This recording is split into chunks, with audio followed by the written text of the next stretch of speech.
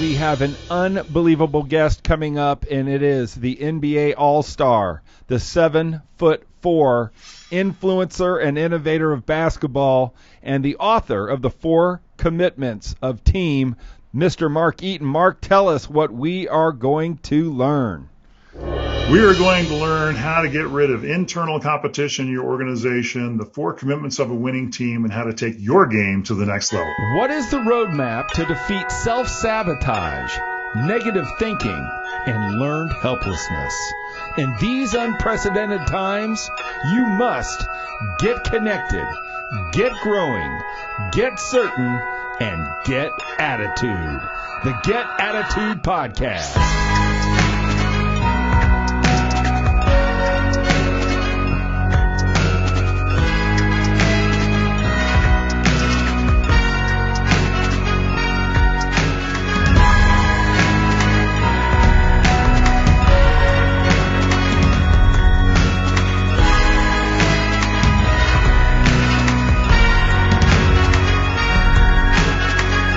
Today, I am so honored, and I've been a big fan of this guy for many, many years. I was never 7'4", but I played like I was 7'4".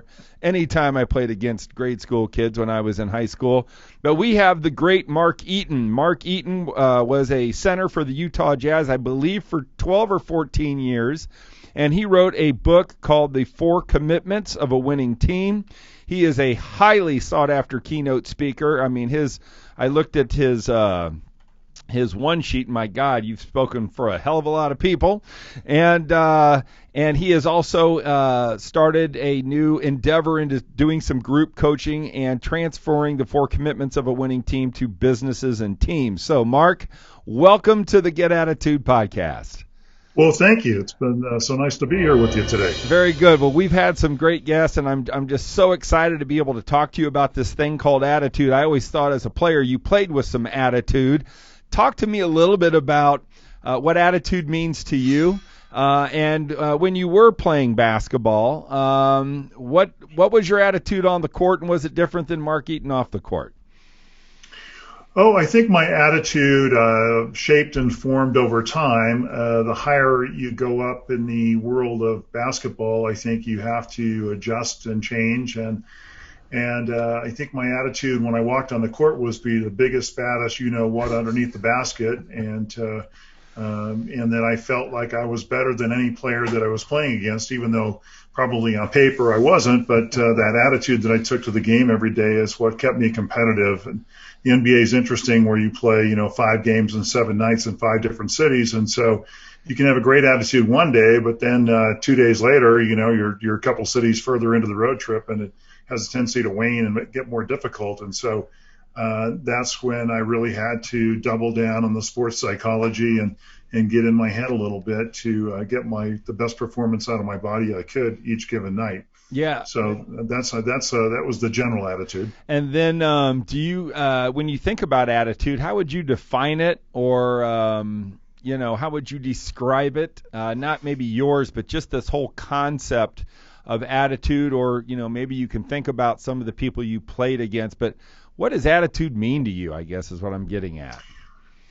Attitude to me means bringing. Well, let me start that over again. I think attitude to me means bringing the highest possible vibration to a situation. There are so many ways that you can look at your approach mentally to a job or a performance, and I think to get out of the lower level vibrations of fear and concern and worry and get into the higher vibrations of performance, of seeing the bigger picture, of giving your body every chance it has to compete at the highest level.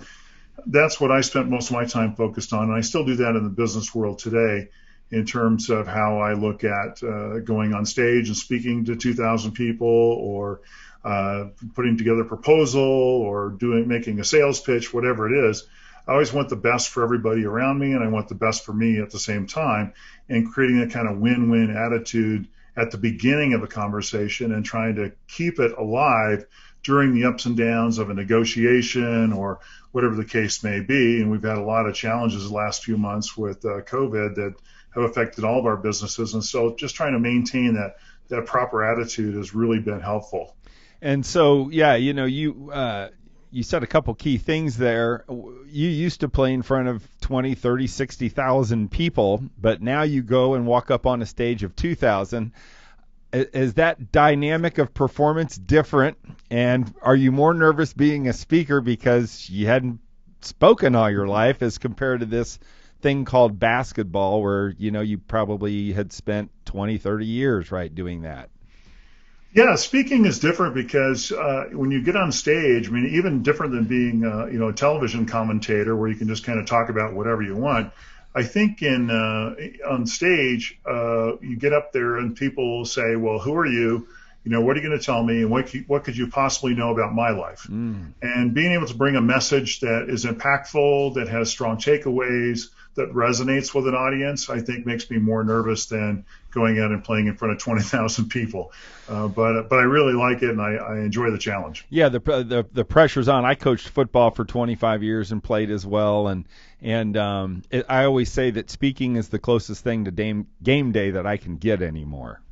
It is, because you get up there and you have a short period of time of 45 minutes or an hour and a half to give it your best, and you want people to walk away inspired and feel differently about themselves. And so it is a lot of pressure and stress, and it can be exhausting at times. And then afterwards, of course, you're just like you feel like you ran a marathon. Yeah, isn't that the truth? And so why don't we just get into the book a little bit, which I'm sure parallels with when you keynote speak and when you coach the businesses and teams that you do. The 4 commitments of a winning team. Can we maybe run down those 4? We can take it one at a time Sure. and maybe dig into a little bit. What's commitment number 1? Commitment number 1 is about knowing your job and focusing on that one thing you're excellent at. And in the book, I tell a story about being at UCLA and sitting on the end of the bench and not playing very much. And during the summer, we would get together and play these pickup games or practice games, which in Los Angeles were like NBA All-Star games, right? I mean, all the great players from the Lakers, anybody that grew up in LA, which is a basketball mecca, showed up there. So Magic Johnson was there every day and guys like that. And I was running up down the court trying to chase these much quicker, faster teams because, of course, as you go up in each level in college basketball, the players get faster, they're stronger, they're quicker, and I just couldn't figure out what to do. I seemed to be behind the play all the time, out of the play all the time, and I was pretty frustrated. And so I was standing over on the sideline one day and kind of holding my shorts and feeling sorry for myself, and I feel this big, large hand on my shoulder. Well, I turn around and it's Wilt Chamberlain. Oh my gosh! And exactly. Wow. He would come down from his house up above UCLA and still play basketball with us even after he retired. He was such an amazing athlete. And so he pulled me aside and he said, first of all, young fellow, you're never going to catch those smaller, quicker players. And secondly, why are you doing that? Because it's not your job. And he took me out on the court and he put me kind of right in front of the basket. And he said, you see this basket behind you?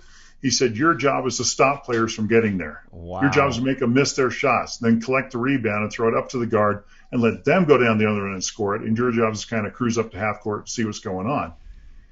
And it was this amazing light bulb experience for me because it was like all of a sudden the whole game of basketball made sense, right? Cool. And it took the mystery out of all these things I was trying to do. I was trying to run faster. I was trying to dribble better. I was trying to shoot better. And he's like, no, stop all that. He's like, just do this one thing. Cool. And I turned that one thing into a 12-year NBA career, playing defense and blocking shots. And so I call that knowing your job. What's that one thing you're excellent at? What's that character trait or skill that you have that you really need to double down on? Mm-hmm. And that's the place to start. And it's the foundation of a winning team. And my guess is that you probably weren't having a lot of fun before you found your one thing. No, it wasn't. It was a lot of work, and I just didn't seem to be getting anywhere. And once he showed me, it's like the whole game became much clearer. I could see it from a new level, and I understood how my contribution would make a difference out there on the court if I focused on the one thing that I was great at. Mm-hmm. And then when you think about your one thing, which is blocking shots, getting rebounds, defending that rim, all defensive in basketball. Talk to me about on that offensive end, what was your mindset there, and was there one thing that you focused on most on the offensive end? Well, in the offensive end, I wasn't obviously the first priority on offense because I played with great players like Adrian Dantly and Karl Malone, John Stockton, and those guys did the brunt of the scoring. They really didn't need me to do that, so I just tried to focus on where could I find an opportunity to score. Right. So I tried to find little seams and places where the defense would kind of forget about me because I wasn't the big threat offensively. And so I would make eye contact with John Stockton and just go to the rim and get an easy lob pass when the defense had forgotten about me, or go and get offensive rebounds. And I had some moves too. I had a pretty good hook shot, turnaround bank shot, things like that I focused on. But my primary job on the team was to play defense, and I knew that. And that's what kept me in the league for 12 years was protecting my teammates, which we'll talk about in a minute in the fourth commitment. That's cool. So you mentioned some pretty cool players. Adrian Dantly, if I remember, Notre Dame guy, correct? Correct. Right. And so I'm from Indiana, so we think that we have basketball in Indiana that's good. Right. How was AD as a scorer? Would you say he was better than all the other guys that you met, or out of those four, who do you think was the best scorer? Adrian Dantly was a very focused, committed player, took great care of his body, ready to play every single day, very singularly focused on scoring. And I actually got along with him pretty well. He could be challenging sometimes as a teammate, but he gave you 30 points every day, and you could count on it, like consistency.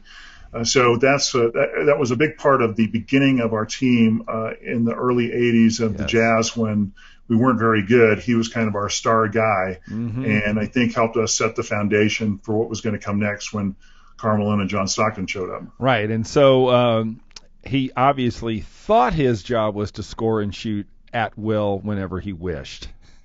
Well, and he'd made a good living doing that, so you couldn't fault him for that. Right. But going forward, as our team evolved, it was apparent that we needed players who maybe shared the ball better or more, and a more integrated offense that included more people.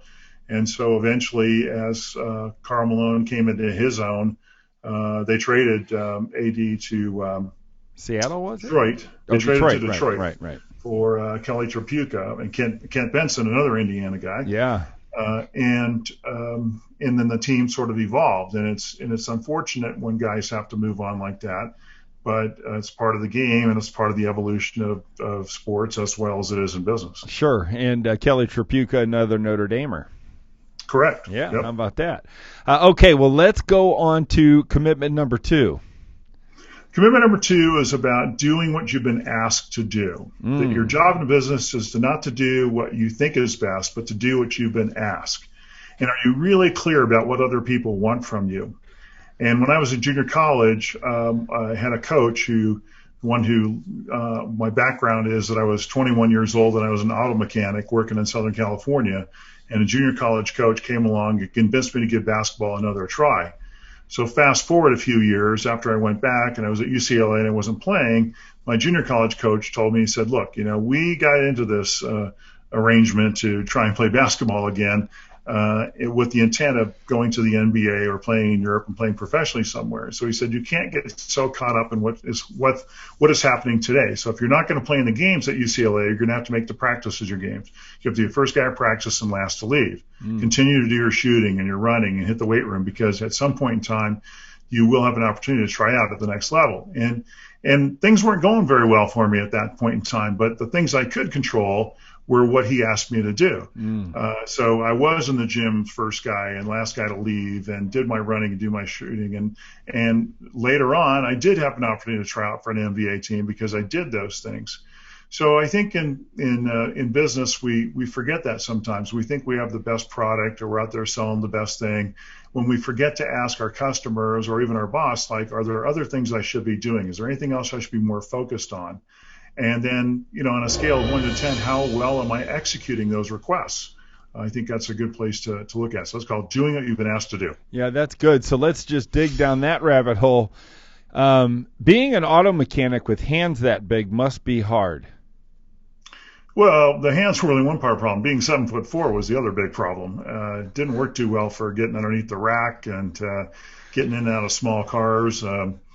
And it was, I just coming out of high school, I didn't have a lot of options. I wasn't very good in high school, and I just kind of gave up sports. And I'd grown up in a rather mechanical family. My father was a marine diesel mechanic, and so I grew up working on boats, and I decided to go to trade school for a year to learn to be an auto mechanic because it just didn't really have any other options. And so that's what I did after high school. And then I spent 2 years working in this tire store in Southern California doing brake jobs and tune-ups and front-end alignments, et cetera. Wow. And this junior college coach cruised around the corner one day and saw me there and came in and said, what the heck are you doing working here? And why aren't you playing basketball? So, who was that junior college coach? His name was Tom Lubin, and he was a chemistry professor at this place called Cypress College, which is in Cypress, California, near Buena Park, maybe about 15 minutes from Disneyland. And he had worked with another guy by the name of Sven Nader, and Tom's background was his great uncle was a guy named Frank Lubin, who was a Lithuanian player who was one of the first quote-unquote big men in the U.S. Wow. And he had taught Tom some basic low post moves that you could do with the basketball without much dribbling. Mm-hmm. And he taught those to Sven, who went on to play at UCLA behind Bill Walton and then went on to a great ABA and NBA career. And so he had this specific knowledge of how to play basketball as a big man that I'd never heard of or seen of. And when he showed it to me, it was kind of mind-blowing. I was like, wow, I didn't know this part of basketball existed, because in high school, everybody's just taught how to play basketball the same way. There's no real specificity. I can't even say that today. Specificity. No, that's right. I think you're right. To individual players in the game. And when he showed me how a big guy could play basketball, I was like, oh, wow, that's kind of interesting. And so I agreed to start working out with him after work for a few days, and which turned into 4 months, which turned into me going to junior college, because he had that understanding of a big guy basketball. And probably more importantly was his commitment to me, because he said, when we started, he said, look, if you're willing to do this, I'll be here for you every morning, every afternoon to help you. And I don't want anything from you. I'm just going to show you how to do it, because that's what I like to do. I coach. So he'd meet me at 6 a.m. We'd run for an hour before I went to work. And then after work, we'd spend 2 more hours in the gym doing hook shots and bank shots and running drills and agility drills and weight room stuff, and showing me how to be an athlete. So that's how it started. So did Tom know you? Did he just see you in the garage? Because he came around the corner, and it was a very busy intersection where I worked at, and I was out at the corner talking to a customer that was much shorter than me. And he saw this 7-foot tall guy standing there, and of course, being a basketball coach, he's like, "Who's that guy?" That's just crazy. So he pulled in and started giving me the once over about basketball, and kind of getting in my face a little bit about it, because he was like, his chemistry science professor was a little on the hyperactive side, right? And I was like, buddy, back up, like slow down. But he was so excited to tell me all these things he knew about basketball, and it took him a while to convince me to try it. But once I did, I said, all right, I'll give this a whirl and see where it goes. And his personal commitment to you, my guess is you guys probably ended up pretty close. Yeah, we remained friends for over 40 years. So he just passed away this summer. I'm sorry to hear that. Well, that's just a pretty darn cool story. Now, working in a garage, because I have some experience with this, there's always either a boss that's always riding you or a coworker that's always making you cut up. I just want to know, was there a personality when you were working at those garages that you remember? And if not, that's fine. Was there an attitude lesson that when you were spending those 2 years in the garage that you could tell to our people to help them bridge the gap from who they are to who they want to become, if you can put yourself back there? Well, I was a 20-year-old. I thought I knew a lot about life, right? Right. But the humbling part of the job was that it was straight commission. So I Oh. had to sell all my own work. Oh my So when you God. brought the car in, I had to figure out what was wrong with the car, determine what parts were needed, how much the labor was going to be, and then call the customer on the phone and sell the job. Oh So the my. manager was always on us about sell, right? They see if they need some shock absorbers, see what else Yeah. you need to use it Upsell. on Right. besides the brake job, right? How about a lifetime alignment policy or, Oh my things like gosh, that's that. great. And so that used to frustrate me sometimes. But the good part about it was the more work I sold and the more work I did, the more money I made. And I liked that part. So the attitude part just kind of came naturally with that. And then I think once I started playing basketball, I probably took a step back in attitude because it was frustrating, hard work. And when you're 7 feet tall, everybody's looking at you. And my Sure. first year in junior college was challenging because all of a sudden, out of the blue, here's a 7'4" auto mechanic who's now playing basketball. You're in LA, which is a pretty big market. Yeah. And all of a sudden, I started getting attention from the press and from newspaper reporters and local TV stations and things like that. And that was kind of difficult because there was a lot of naysayers that thought I couldn't do it. And that provided some motivation, but it challenged my attitude. Yeah, very interesting. Okay, well, let's go to number 3 and the 4 commitments. What would that be? Number 3 is make people look good. Love it. And when I first came to the Utah Jazz in 1982, they were a bad team in a bad market, on the verge of going out of business, averaged about 5,000 fans a night, and the NBA was in kind of a difficult shape overall. And our coach, Frank Layton, who's a great man, who was from New York, coached at Niagara, had been in the Army. He had this kind of blue-collar attitude about everything. And he said, look, he said, if you guys will stop competing with each other so much and start cooperating with each other, the individual accolades would follow. Because when you're playing on a bad team, all people really care about is how many minutes do I play? How many shots am I going to get up? What's my scoring average? And how can I negotiate a new contract based on my scoring average? Yeah. And he said, no. He said, look, if you guys will start playing together and start cooperating a little more, he said, and the individual accolades show up, the rest will take care of itself. And so we had to learn to start trusting each other a little bit more and passing the ball a little bit more and helping our teammates score because as we started winning, wow, the rest came with it. The notoriety came with it. The accolades came with it. And all of a sudden we were viewed as better players simply because of the fact we were on a winning team as opposed to a losing team. Sure. So that one's called Make People Look Good. So I asked a question in my presentation, how focused are you in making people you work with look good on a scale of 1 to 10? Yeah. Is there one thing you could do to improve that score in the next week? Somebody you need to buy a cup of coffee for, somebody you need to check in with, somebody you just need to give a call to. That's called making people look good. Yeah, that's great. Now, Frank Layton, definitely a well thought of coach. What attitude you said he was blue collar, he was kind of hard, kind of grit. Any other lessons that he taught you? And then I know that Jerry Sloan came in. I'd love to hear what his attitude. I have a feeling they were probably similar. Was he an assistant with Layton on that team? He was, yeah. Okay. Yeah. And later became the head coach. Right. And so those. Frank was a guy who kept it real. He'd tell us, hey, when's the last time you called your high school coach? Or, did you send your mother something for Mother's Day? Or, he kept everything in perspective in the rather surrealistic world of the NBA and professional sports, right? Yeah. And I think connected us and created a family culture from this disparate group of players who were kind of cast-offs from other teams or players like myself that didn't have a lot of experience. And then Jerry Sloan came in and took that nucleus of what Frank had put together and said, okay, now I'm going to challenge it a little more. I'm going to make it go a little higher.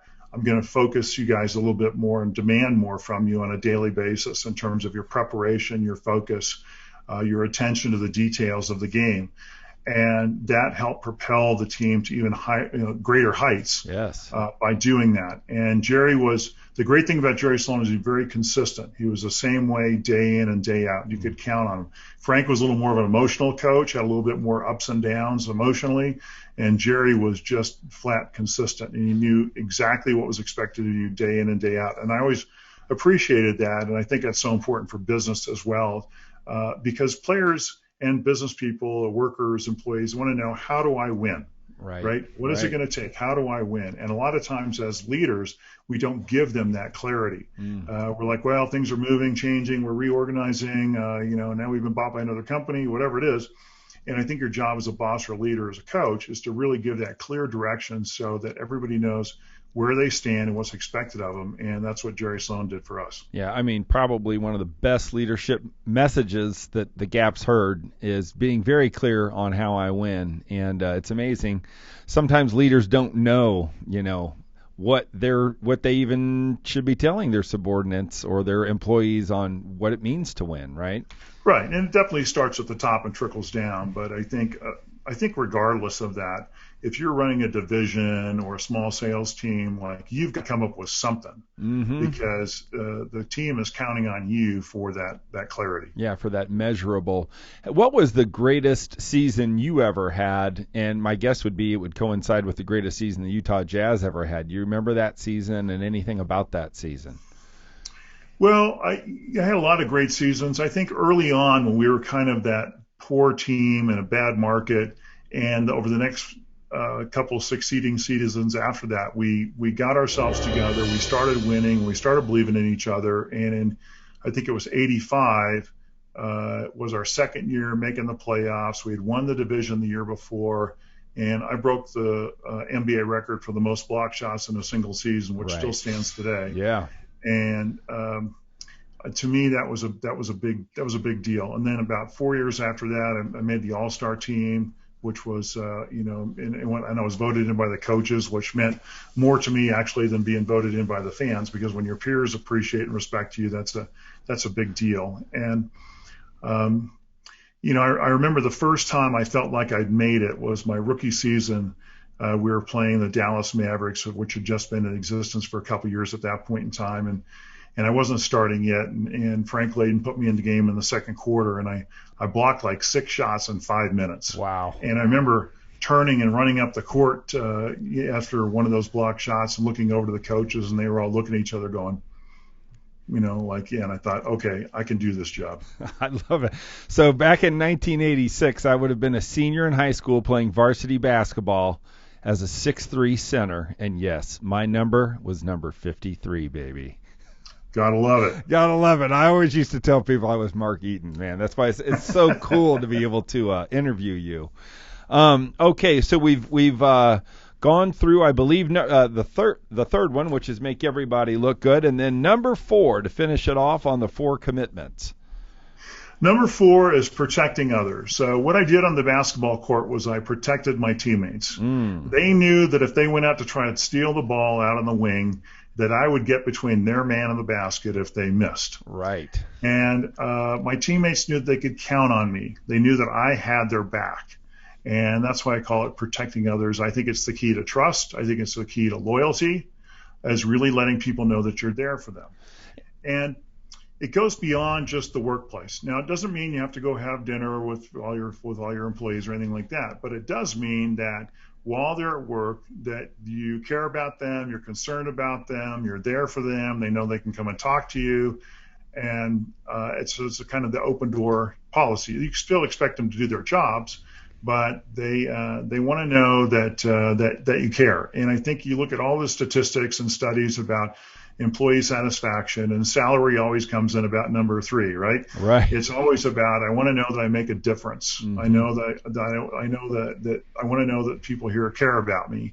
And so I think as a coach, that's important for you. And as a basketball player, that's what I did well on the court and still do in the world of business today, was whoever's in the audience, whoever I'm speaking for, whoever I'm working for, I just want you to know I'm here for you, and I'll do whatever I can to help you be successful. And I think that's all that anybody asks when it comes to going to work. Well, I know in your keynote speaking business, you have quite a big following and a lot of presentations when it comes to safety, and safety is a huge platform for keynote speakers. So I'm guessing commitment number 4 comes in there. Talk to us a little bit about that whole world of safety and some of the messages you share for that marketplace.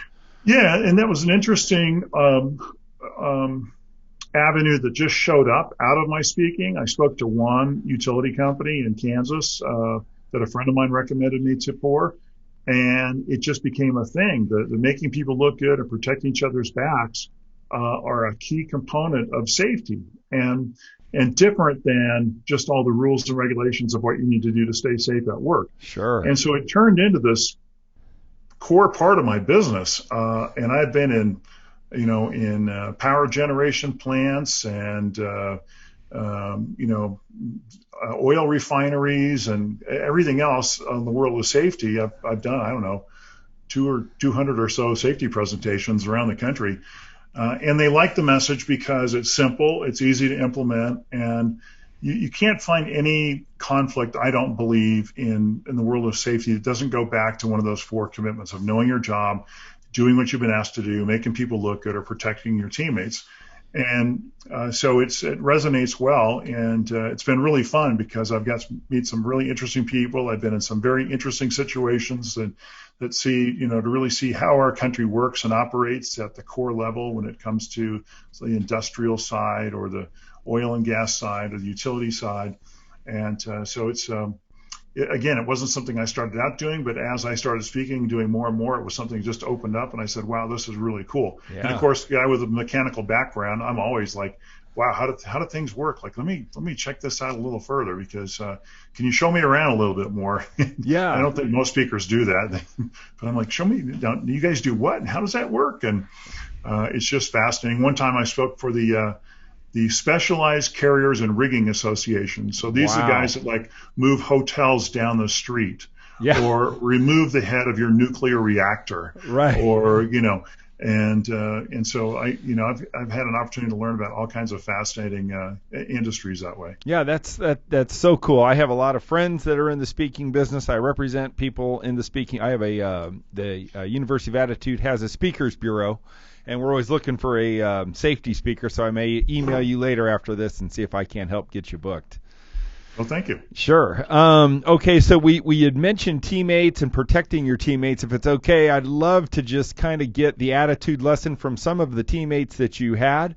Not looking for anything negative, but really when you think of the teammates you've had some Hall of Famers, and I'd love to just get a little glimpse. We had Dwan Daniels from the New England Patriots talk about us, and we kind of did the same thing, and it was shocking. What people think they know you guys. They think they actually know famous people or pro athletes, but boy, you know what? Only the people in the locker room do. So if it's okay, I'd love to just ask maybe about like Karl Malone's attitude. What's Karl's attitude, and what's the lesson you learned from him?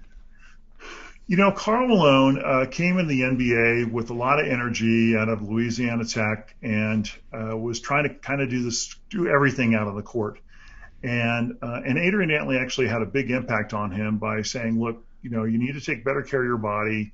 This is a long-term season, and you can't be running into the stands and doing all this crazy stuff all the time. You're not gonna last very long. And helped him really focus in on his scoring. And over the next couple of years, Karl spent a large amount of time in the weight room, got himself stronger, got quicker, and playing low post down there next to the basket, they're not going to call the fouls on you. They just can't. He got fouled every time he went to the basket, and he actually had to learn how to go through people to get to the basket, because that was the only way he was going to score, and he knew he wasn't going to get all the calls. Yeah. And so he took this rather Superman kind of attitude about it of, I'm going to be ready to play every single night. And John Stockton helped him a lot with that too, because he came to play every single night. And if you want to look at something remarkable, go back and look at those two guys' careers and how many games they missed due to injury, and you'll find it's a rather negligible number out of the 18 and 19 years those guys played respectively. Amazing. So that added that what happened is that for us, the coach can come in and say, hey, you guys need to be in better shape, you need to be ready to play, all these things that they would tell us over and over again. But when those guys embodied that philosophy and came to training camp in better shape than anybody else, and outran everybody in the drills, the other guys on the team got the message. And they got themselves in better shape, not because the coaches were saying it, but because it was expected of them from their teammates. And I always found that interesting, that the coach actually had to do less in terms of harping on people about conditioning, and the players did it themselves, just simply by the fact that, hey, you know what, John and Karl are out there. And they didn't take games off when they got hurt. They just tape it up and say, let's go. You know, they'd have fingers going sideways and everyone else. And they'd say, come on, let's go. And you'd come limping into the locker room, and John Stockton was looking at you like, you will be out there tonight, right? I said, yes, John, I will be. Yes, I will. No load management back then, right? No load management. Oh, if you want to get Karl Malone going, just bring up that subject. Really? Yeah. Oh, my goodness. I know Bo Schembechler always used to say that his captain's, leadership is just an extension of the head coach. And I think that phenomena that you talked about kind of exemplifies that. Excluding those two, when you think of attitude of somebody you played with, no matter what the level is, who had the best attitude, do you think, that was your teammate, excluding those two in your long career? Well, I think one of the hardest jobs in the NBA is to be the sixth man. And in my book, I interviewed a couple of guys that I played with, Thurl Bailey and Tyrone Corbin later in my career. And Thurl had come from NC State, Jimmy Valvano, been on the national championship team. And when he came to the Jazz, they asked him to be the sixth man to provide that spark off the bench. And that's a real challenging thing for players because we all want to start. We all want to play all the minutes. And to accept that role and to understand what it was about. And Thurl will tell you, he'd say, give me an opportunity to really watch the flow of the game and watch the players that I was going to be guarding, and gave me a little bit of an upper hand when I went out there. I knew exactly what I needed to do. And he embraced that.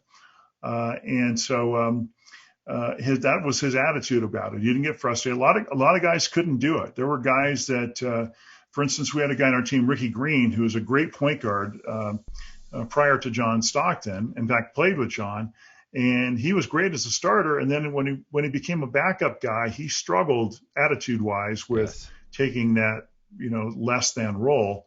And I think it hurt our team in the long term because had he been able to kind of stick around, I think we would have been a better team. We struggled finding a backup point guard after he left.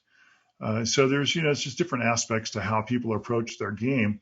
But again, if the team wins, you win. And it was always fascinating to me to watch how much greater our value was as a team, especially in the eyes of the press and other people and other players when we were winning versus when we were losing. Sure. We're like the same guys, we're doing the same jobs, but all of a sudden this week, like, oh, you guys are awesome. The next week it's like, Yeah.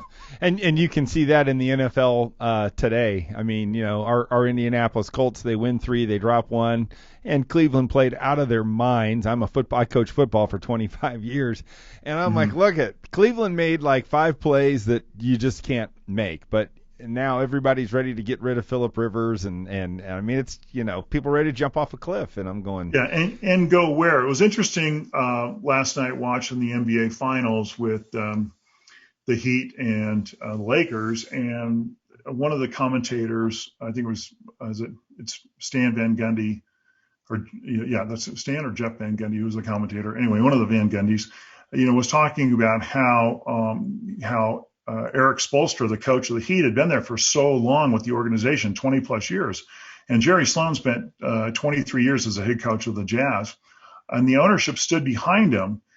Because it's the easiest guy to change is the coach, right? It's easy to fire the coach and go find somebody else. A little harder to get rid of players, but it can happen. But sometimes, fans don't always understand that, and that consistency of culture is so important in basketball. Yes. And getting guys to play together takes time. And if you have a belief in the head coach that he can teach that culture, the great teams and organizations stick with those guys for a long period. Because they know it's the players that have to come around, not necessarily the coach that has to redefine what they're doing. Right, and that's obviously evident. I mean, even in Utah. I mean, Utah has been able to keep, the same coach, the same system for so long. And then, you can go through. Yeah, and one of the more respected franchises because of that. No question, right? No question about it. And what do you think of their new? Was he a rookie this year or a second-year player? He's just lights out, unbelievable. Their guard, Donovan Mitchell from Louisville. Yeah. He has just come into his own. He's an exciting player. He's a fun player to watch. He makes things happen that sometimes you have to blink your eyes and say, "Did I really see that?" And the fans here in Utah just love him. Yeah.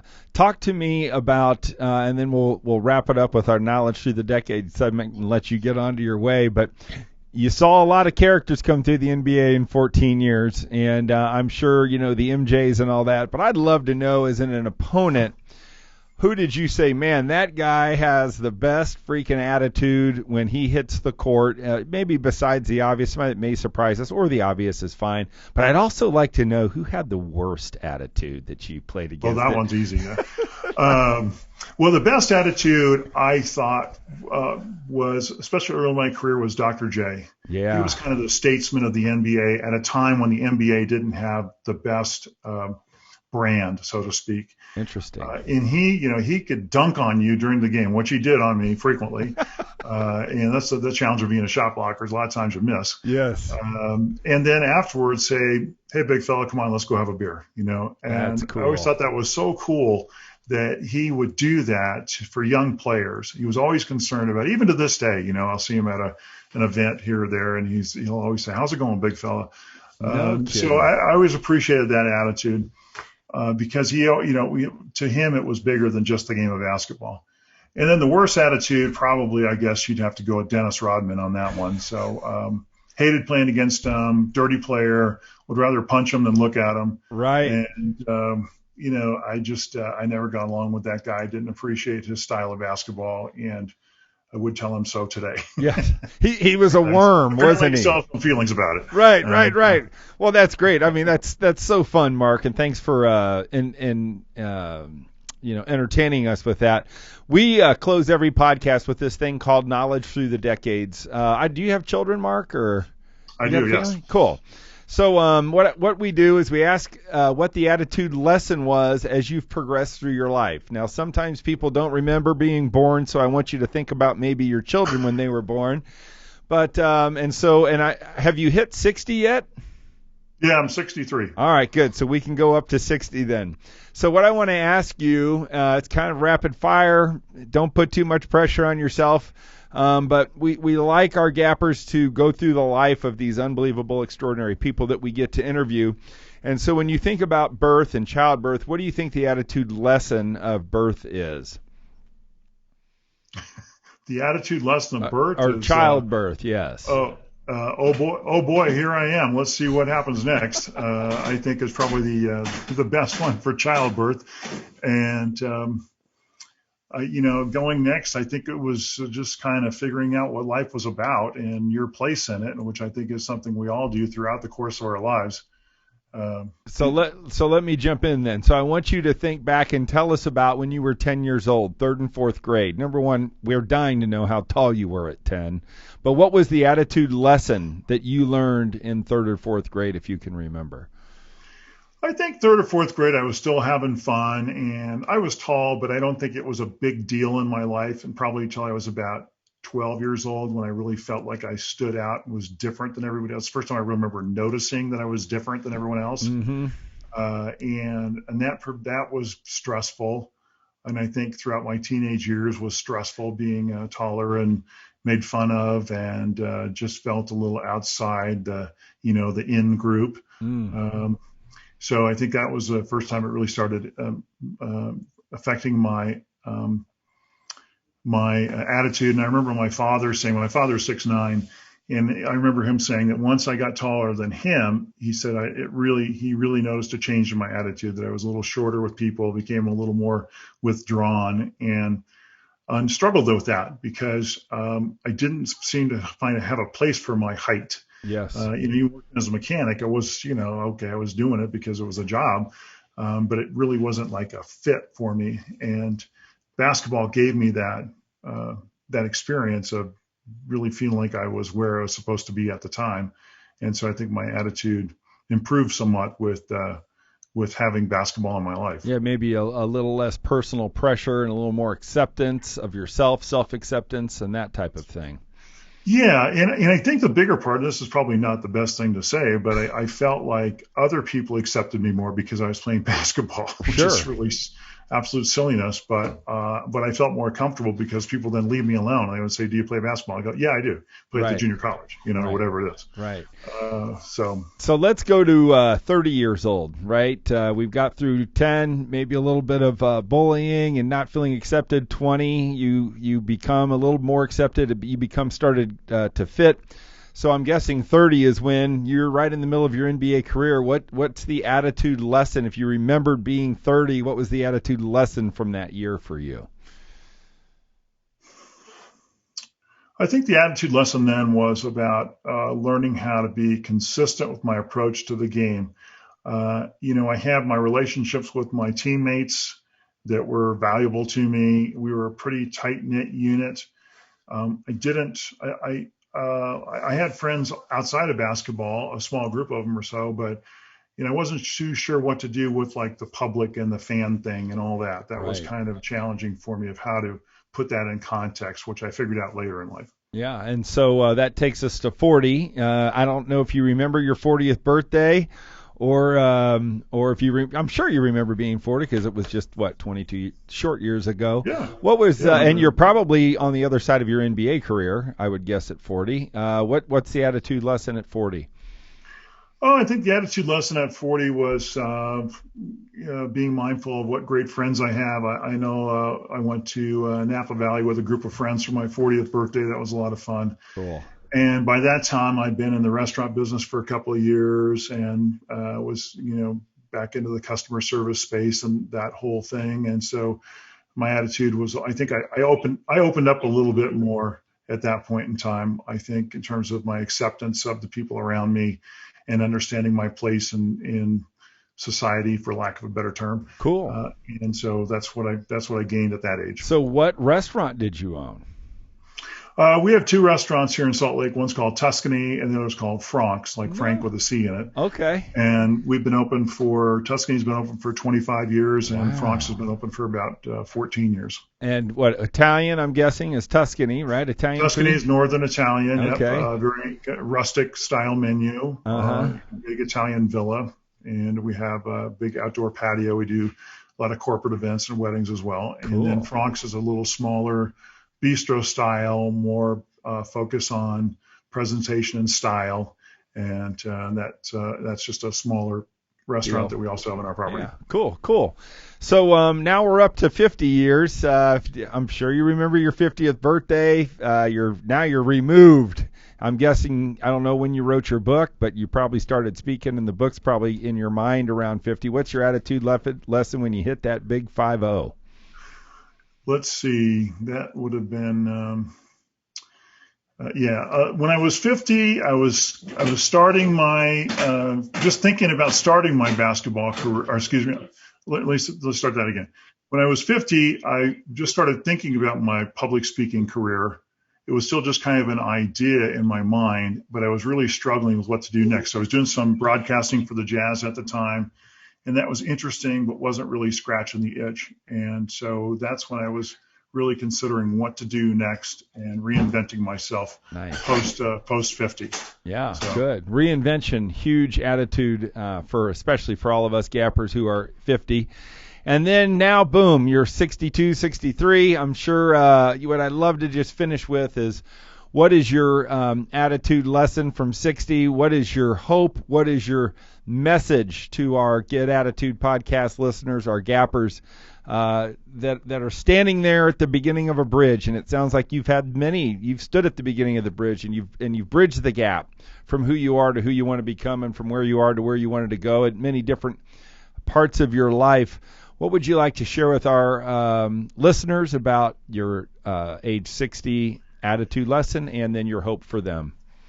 I think my hope for everyone is, and I'm sorry about that noise. My dog's going in and out of the dog. You got a big dog. He only does when I'm on a Zoom call. Right. I think the attitude and the message I give for the people, knowing, now that I'm over 60, is that we're all more connected than we realize, and you really have a choice every day about what vibration you bring to your workplace, about what vibration you bring to relationships. And I think it starts with being kind to everyone. Nice. And I think that we need that message more now than ever. We live in a very divisive time, and what we really need is more love and kindness in the world, and it starts with you. And so I think that'd be my message. That's awesome. Mark Eaton, thank you. You've given us some great attitude lessons. You've given us some insights. Thanks for being vulnerable enough to share your memories with us.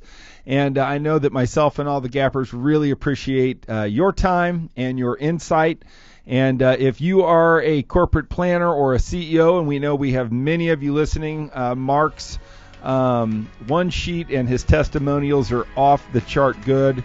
I think you got a good taste for his book, so please look him up at 7ft4.com on his website to hire him to come and speak.